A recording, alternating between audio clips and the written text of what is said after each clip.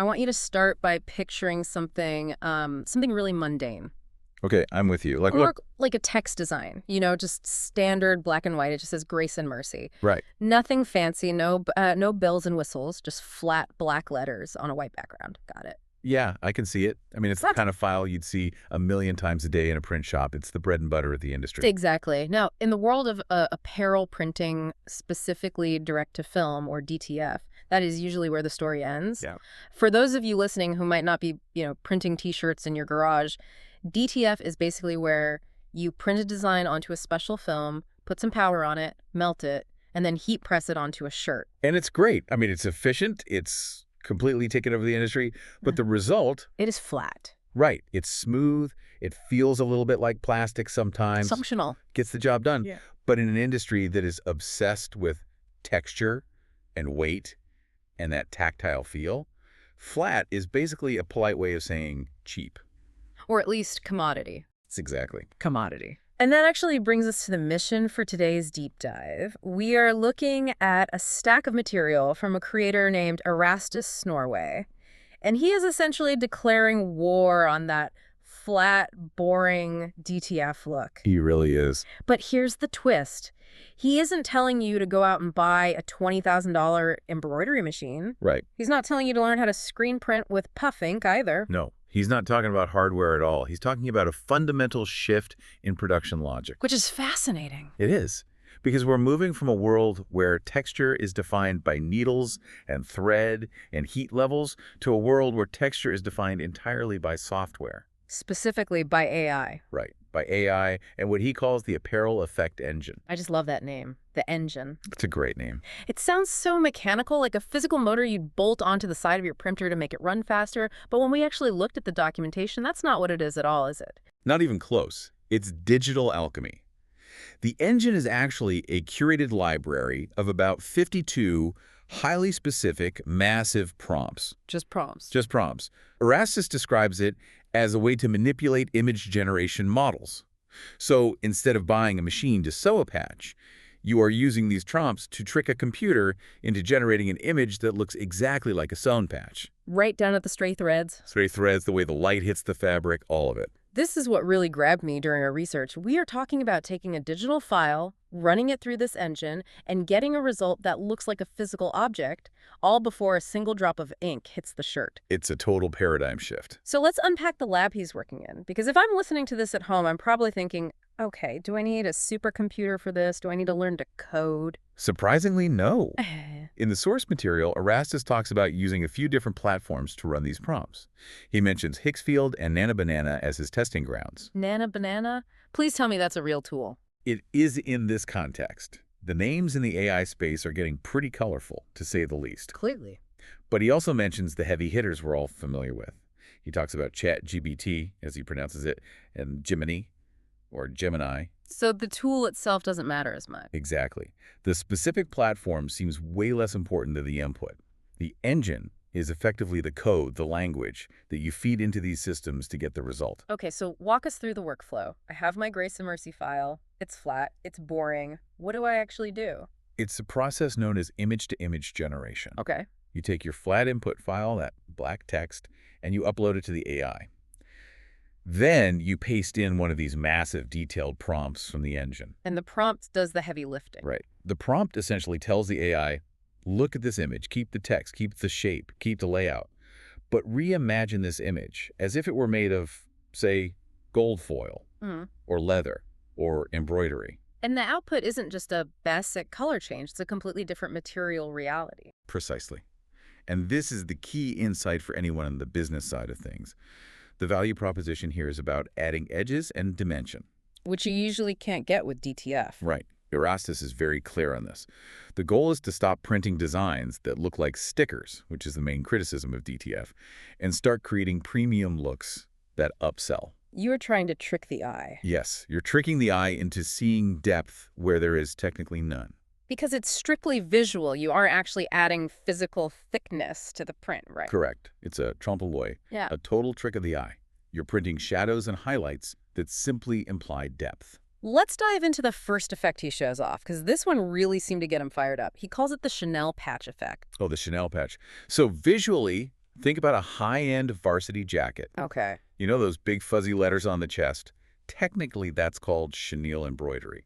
Right, the really thick, soft ones. Exactly. It's tufted, it's soft, and it screams expensive. It's the kind of thing you see on luxury streetwear brands. And usually to make that, you need a specialized machine that sounds like a jackhammer and costs as much as a used car. That, or, even more commonly, you have to outsource it entirely.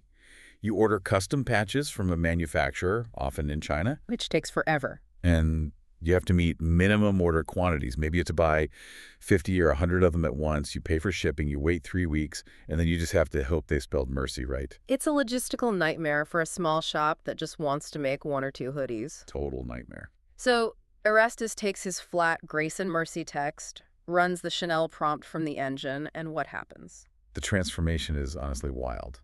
On the screen, the flat text suddenly looks fuzzy.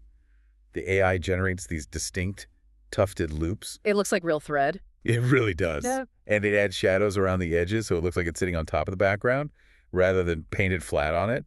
It creates that crucial lift. He was so excited in the video, he literally said, "I want to print this right now." And you can completely see why. He suggests putting this on the back of a sweater or a down jacket. Just a standard DTF print. Yep. If you print this via DTF, you bypass the entire supply chain.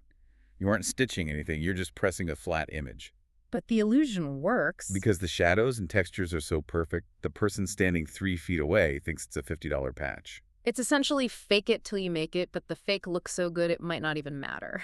Exactly. But okay, if embroidery is soft and fuzzy, let's go to the other end of the spectrum, because he pivots to the tough stuff next.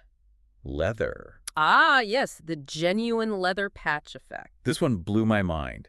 He uses the exact same input file, that same flat Grace and Mercy text, applies the leather prompt, and suddenly the letters look like they've been stamped into heavy cowhide. It creates this fascinating visual paradox. You have all the visual cues of leather, the grain, the imperfections, the slight sheen. Even the way the light hits the stamped edges. Right, but you know it's going to be printed on a cotton hoodie. Erastus makes a pretty bold claim here. He says, nobody has ever printed this. And he's probably right, at least not in this specific way. Traditionally, if you wanted a leather patch on a hat, you'd buy a piece of actual leather, laser engrave it, and then sew it on. It's a multi-step manufacturing process involving organic materials. Exactly. He's saying, nope, skip all that, just print the image of the leather directly on the hat. He emphasizes that on a hat specifically, the illusion would be incredibly convincing. That makes a lot of sense because of the scale. On a hat, the patch is small. You aren't necessarily hugging the person and feeling the texture of their forehead. You see it from a few feet away. Right. Your brain sees the grain, it sees the stitching around the edge that the AI generated, and your brain just assumes leather. It's that sharp contrast between what your eyes see and what your fingers would feel. If you touch it, it's smooth. You look at it, it's rugged. It's playing with your expectations. And then he takes it a step further into the synthetic. We have to talk about the PVC effect. This is a very specific aesthetic. PVC patches are those rubbery, waterproof, molded plastic patches. You see them a lot in tactical gear, right? Tactical gear, outdoor brands, paintball jerseys, they have a very distinct matte raised look. They look practically indestructible. The reaction in the source material to this one is hilarious. He looks at the screen, at his own creation, and literally asks, "Are you tripping?" He's in disbelief at his own tool. It's great. He's reacting to the depth perception. And this is where the AI really shines. To make something look rubbery on a flat screen, the lighting has to be absolutely perfect. Because rubber reflects light differently than thread. Exactly. The prompt adds artificial highlights on the ridges of the letters and deep drop shadows underneath them. It tricks the brain into thinking the design is standing 1/8 of an inch off the fabric. It really does look like you could peel it right off the screen. Yeah. He also mentions a silicone variation, which he says is pretty similar to the PVC. True. He notes that silicone and PVC are visually close. They're usually limited to 1 or 2 colors in the real world because of how the physical molds actually work. But there was a really interesting moment during that silicone test. Did you catch the glitch? Oh, where it changed the layout. Yes. Huh. The prompt actually altered the design orientation of the Grace and Mercy text. It moved the words around. That is a crucial point for anyone thinking about trying this out. Yeah. You aren't just using a basic filter like on Instagram where it just swaps the colors. Right, you are collaborating with a generative system. Sometimes the AI looks at your prompt and thinks, you know what would look better if Grace was over here. It's a subtle reminder that when you're working with these engines, you have to be ready for the system to riff on your ideas. It didn't just add texture, it literally tried to redesign the composition. Which is both incredibly cool and mildly terrifying if you're a control freak. Definitely. But let's talk about the effect that I think had the best description in the entire source text. The puff effect. Ah, yes. Puff print, an absolute classic. For any listener who hasn't ruined a t-shirt in high school screen printing class, puff ink is this special ink that has a blowing agent in it. Right, you print it flat, but when you put it in the dryer, it expands like a souffle. It gets all bubbly and raised. It's very popular in streetwear right now, but it's also notoriously finicky to work with. It can crack, it can deflate, it can look totally uneven. If the dryer is too hot, it bubbles too much. If it's not hot enough, it doesn't puff at all. It's a headache. So Erastus compares his digital version to TKO Digital Puff. And he uses this phrase, I love this. He says the result is so lively, it, quote, be having a whole heartbeat. That is such a fascinating analogy. Having a heartbeat. Yeah. He's describing vitality. He claims this digital simulation looks even puffier than some actual screen-printed puff inks he's seen. That's a bold claim. He's essentially saying the simulation is better than the reality. But is he wrong? In a way, no. Because the digital version, generated by the engine, captures the idealized version of puff print. It's perfectly rounded, it's perfectly lit. It never cracks. It never cracks. It always looks like it's breathing. It's the platonic ideal of a puff print. It's the Instagram filter version of printing. You get the perfect aesthetic without the physical mess in the shop. Exactly. And speaking of aesthetics that are usually a mess to print, we have to talk about the bling. The glitz and glamour section of the prompts. The metals and sparkles.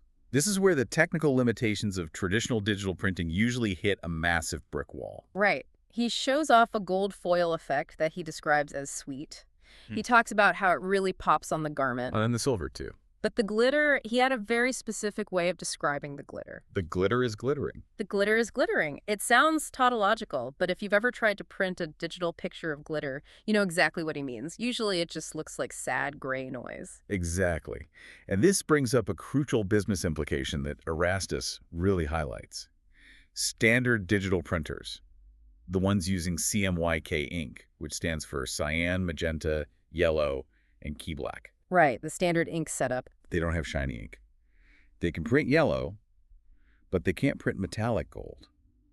They can print gray dots, but they can't print physical starkle. So usually if you try to print a gold design, you just get a mustard color that looks sad and flat. It looks like a dirty yellow. Precisely.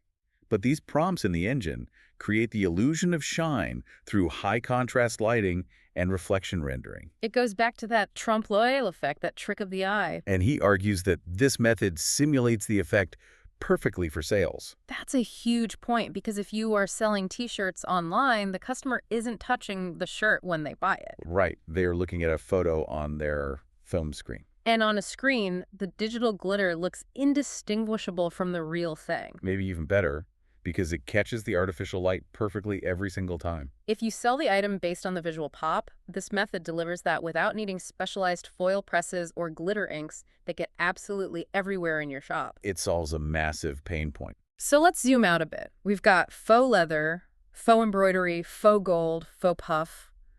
What does this all actually mean for you, sitting in your garage with a DTF printer, or for the industry at large? It connects back to the concept of democratization. Erastus is essentially saying that anyone with a boring, flat design can now access the visual language of high-end manufacturing. You don't need the supply chain. Yeah. You don't need the embroidery machines or the foil presses. You literally just need the prompt. And that leads directly to scalability. The source explicitly mentions upscaling your DTF. Taking what you have and making it look like more. Exactly. It's about taking a standard, accessible print method, which has a very low barrier to entry, and forcing it to punch way above its weight class visually.